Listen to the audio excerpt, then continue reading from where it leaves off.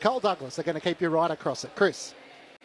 Yes, thanks, Cledgy. It is the ultimate Boxing Day sail, the Sydney Hobart Yacht Race, of course, 628 nautical miles down the east coast of Australia, the start of which produces one of the great sights in all of Australian sport. 111 yachts this year, all set in Sydney Harbour and ready to roll.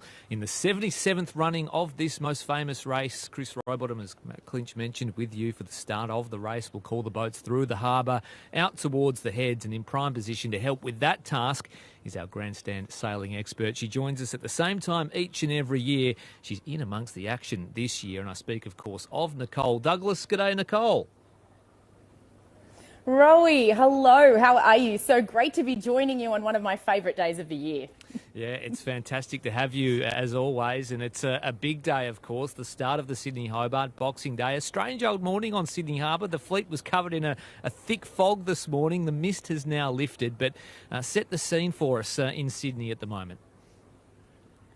Oh, it has been an incredible morning. As you mentioned, the fog that we saw when we woke up. But for many sailors, we know that means a very big nor'easter.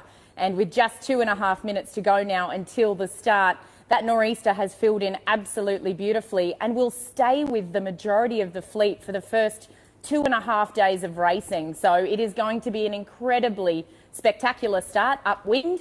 We'll see them go to the first turning mark, reach to the second turning mark, and then they'll all pop their spinnakers and fly down the east coast of Australia, heading towards the finish line, of course, in the Derwent and in Hobart with you, Rowie. Yes, that's right. A spectacular start does await. We are just a couple of minutes away, 2 minutes on the nose away from the start of the 77th edition of the Sydney Hobart Yacht Race. 1 o'clock, the scheduled start time, of course.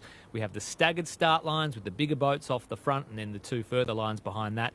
At a distance of 0.2 nautical miles, with the mid to smaller boats bringing up the rear. We say it every year, Nicole, you may not be able to win the race in the harbour, but you can certainly lose it in the first 10 or 15 minutes. Why is that? Oh, definitely, Rowie. I mean, because you have so many boats all vying for the perfect position, but I mean, sometimes getting off the start line is more important than having the most perfect position, but also there are a stream and I guess a plethora of spectator boats basically forming a grandstand around these boats right now on Sydney Harbour, as we can see them all starting to make their final preparations with just over a minute to go. But there are so many spectator boats, and the sailors effectively have a corridor heading up Sydney Harbour towards the heads. It's also an outgoing current, Rowie, so those boats need to be really careful that they're not over the line, because if they are over the line, at 5 minutes they get told that they're over, and they have to return and go all the way around the outside of both ends of their start line. So we don't want anybody to be over, but these maxis that I mean, everybody will see on the first line, the 4 maxis are really vying for position for line honours. But it's not just about line honours, as we know, cap win. And we don't want any of those little boats that are potentially up for winning that handicap honours to find themselves in a difficult position, either because of a spectator boat or because of another competitor. As we come into 20 seconds to go, Rowie. My gosh, it's so exciting. A big lineup. It is exciting. 20 seconds, as you mentioned, as we count down towards the start, and we can see the 4 Super Maxis getting into position. Wild Oats, of course, Law Connect, Comanche, and last year's line honours winner, Blackjack. There's some big... Go! Yeah, and we are officially underway. The cannon is fired, and off they go, and they'll make their way towards the opening of Sydney Heads and then turn right and head for Hobart. The big storylines, though, this year, Nicole... firstly, the international competitors are back. It's a full pre-pandemic fleet. And then you've got Wild Oats and Comanche back in the race after a couple of years out too. Yeah, it's fantastic to see them. And I have to say that Alive, the RP66, which won overall in 2018, had a fantastic start up at the boat end, while Blackjack, the winner on line honours last year, had an absolutely fantastic start at the port end. And we've seen that Wild Oats 11 has actually had to tack off onto port, and they will duck the entire fleet going out to the right-hand side. So that's not the best start for them, not what they would have hoped for. But I can say that Alive and Blackjack both had beautiful starts. But Blackjack will end up going all the way to the left-hand side of the corridor that we can see of them lining the corridor. It's just unbelievable. Sorry, I'm just looking at all the spectator boats. We've said that the fleet is up to maximum, Rowie, but I have to say the spectator fleet is up to maximum as well. It's absolutely beautiful racing out there. Zen TP52 just being ducked by Wild Oats 11.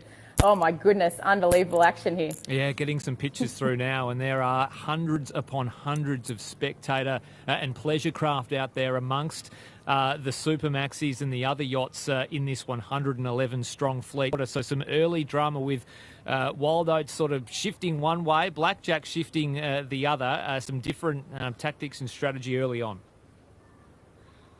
Definitely. I actually think that Wild Oats sort of messed up their time on distance, but Comanche as well ended up on the left-hand side, and they're tacking onto port. They will have to duck a lot of the fleet as well. Whisper has done incredibly well. They're actually holding Law Connect off them at the moment. There's so much traffic, actually. I don't think Comanche's actually going to be able to make it around onto port, and they've ended up head to wind.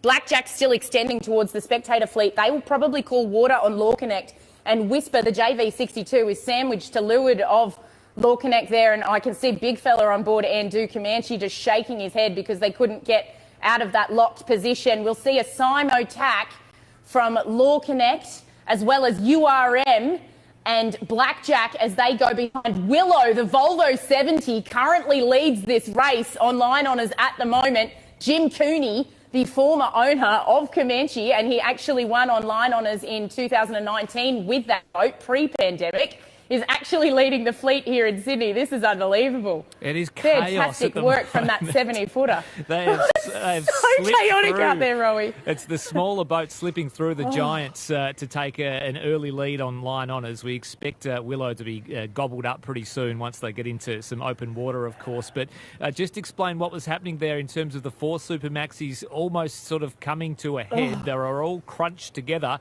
in this race to get outside the heads first. Absolutely. So we have a major rule in sailing is rule number 10, and it's basically those boats that are on port must give way to boats on starboard. As I see Willow duck behind Sean Langman's Moneypenny and also Alive, that RP66, which I said I thought had a fantastic start at the boat end of the line.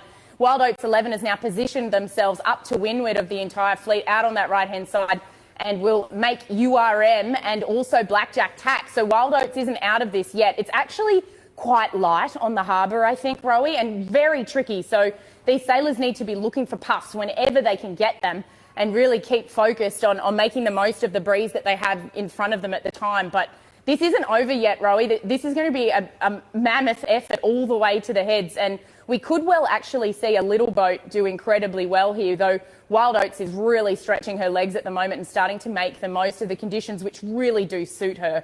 The RP100, which is Wild Oats 11, and the RP100 Blackjack are very, very slippery in the lighter conditions, whereas the bigger Maxis, Law Connect and Comanche, are a lot wider in the back end of their boats, and so they actually tend to stick to the water a lot more when it's light.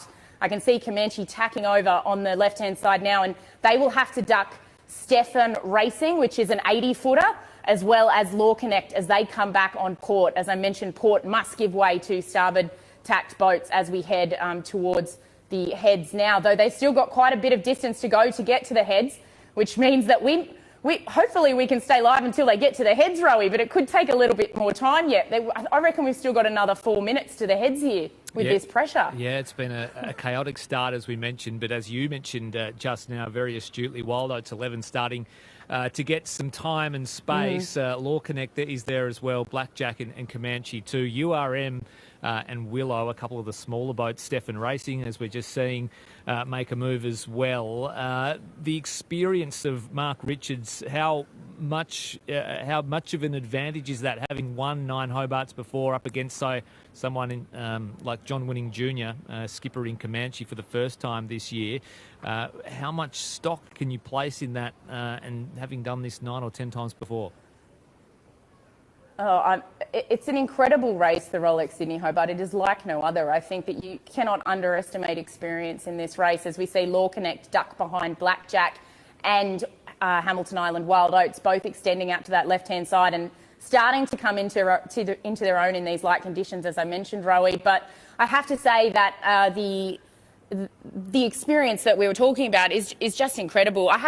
It's really, really interesting though, because Herman, or John Winning Jr., is racing with his dad on board, Woody Winning, who has done a number of Hobarts, and it is really, really important that the younger crews take the experience while they can from their older predecessors. But all of the crew on Andu, Blackjack, Law Connect and Wild Oats have all sailed against one another and with each other for so many years. So not only is the experience important, but it's also knowing your competitors and knowing the advantage that you can play here, as we see Wild Oats 11 tack into the lee bow position of Blackjack and Law Connect continue to extend out to that right-hand side. But I think Hamilton Island, Wild Oats and Blackjack Yachting are looking very strong as they head towards Sydney Harbor and the heads and the exit to head towards the Derwent. Well, you heard it there from Nicole Douglas. Wild Oats and Blackjack fighting it out to be first out the heads. We're going to leave it there and head back to the MCG, where Neil Manthorpe and Stuart Clark are waiting to resume things after lunch on day one of the Boxing Day test.